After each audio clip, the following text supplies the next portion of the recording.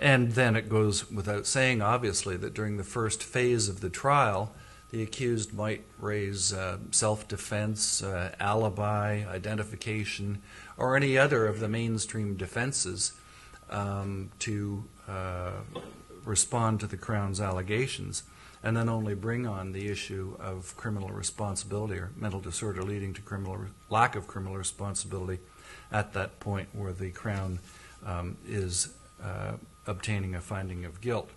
So it's entirely appropriate to wait for the Crown to otherwise prove the case, and your defense, speaking to young defense bar, may be, I didn't do it, but if I did, I was NCR, okay? And that was criticized when Clay Ruby ran it during one of the Moran trials, but it's been endorsed by the courts of appeal as quite appropriate and ethical.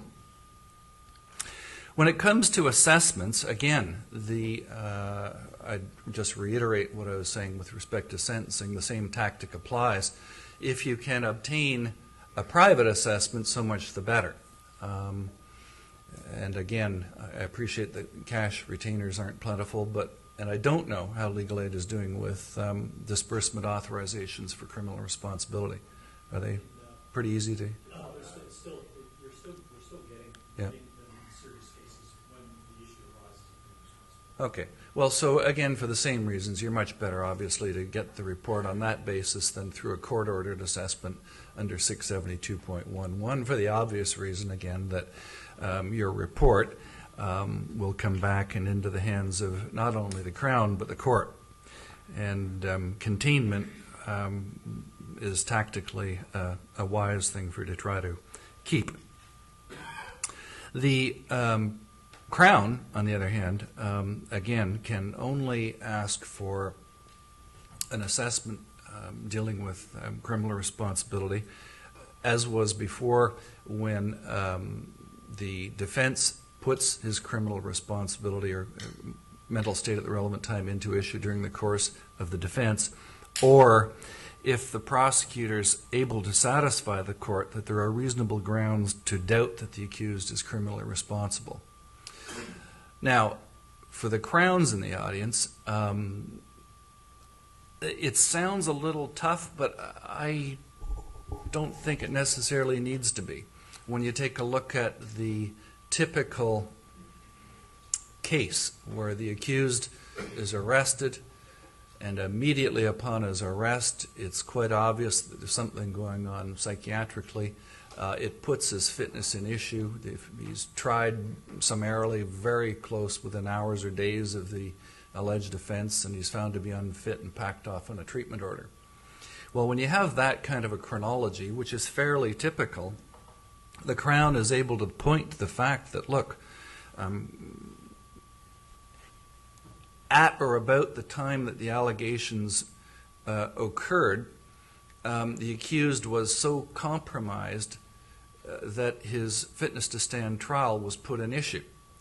And as Ted has indicated to you, it's a very low threshold. This limited cognitive capacity test only requires a rudimentary factual understanding of your legal predicament. So if you were so unwell as to put your fitness in issue, appreciating that the tests for fitness and criminal responsibility are entirely different, if you're that compromised, nevertheless, it's a relatively straightforward submission for the Crown to make that, look, right at around about the time this fellow was very, very unwell, and the threshold being a low one, the court should have reasonable grounds to doubt that the accused may have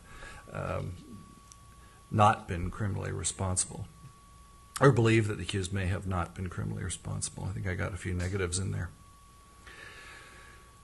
What else did I want to tell you here? Again, and especially with an issue like criminal responsibility, get your report from an experienced forensic psychiatrist.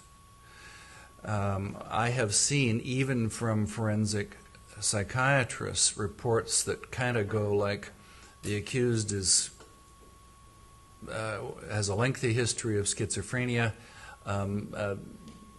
Without exaggerating too much, therefore, I support a defense of criminal responsibility or lack of criminal responsibility, obviously missing entirely the test. Going to anything or anyone other than an experienced forensic psychiatrist could give you a report that's of really limited value, where the psychiatrist is not familiar with the psycholegal issue or the legal thresholds that have to be met.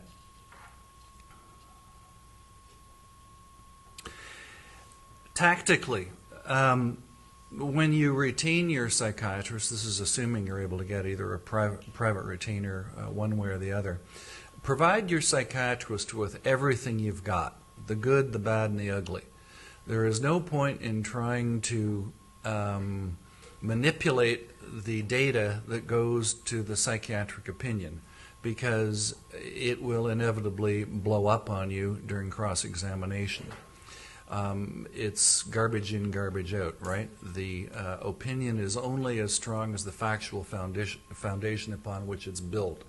So better to get a negative opinion after giving the psychiatrist the whole story than to get an opinion that is favorable, but it's based on a warped view of what actually took place or what the accused antecedents were.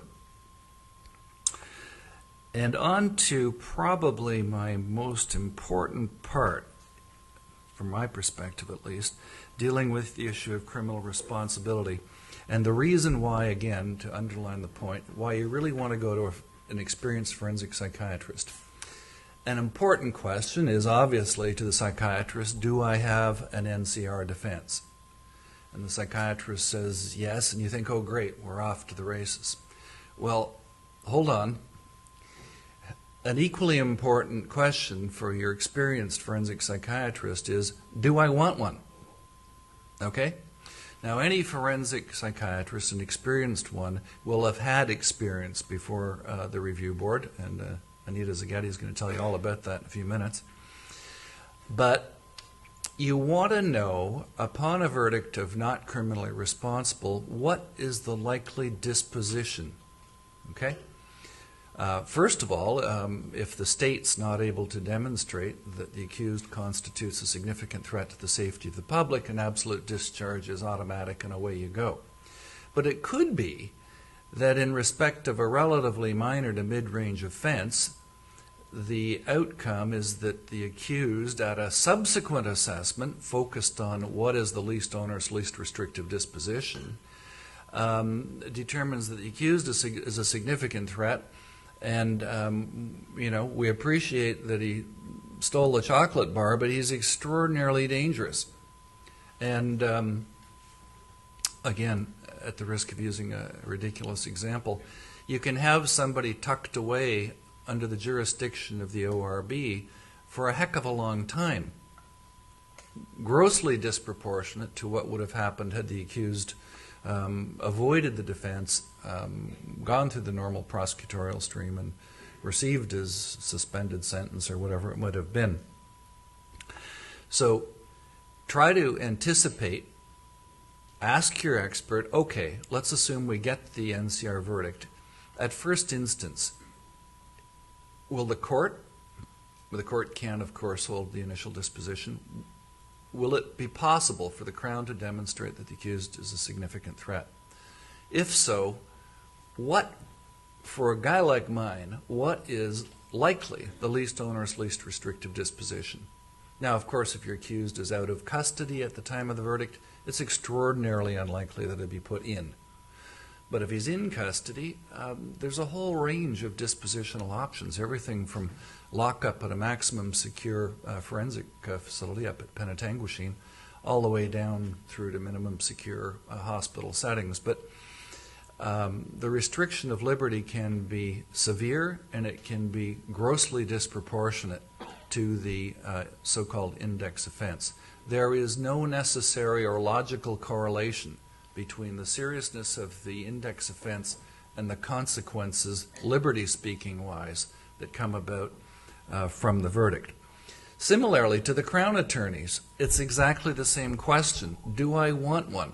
Usually Crown attorneys want NCR verdicts because it provides them with long-term supervision. Okay?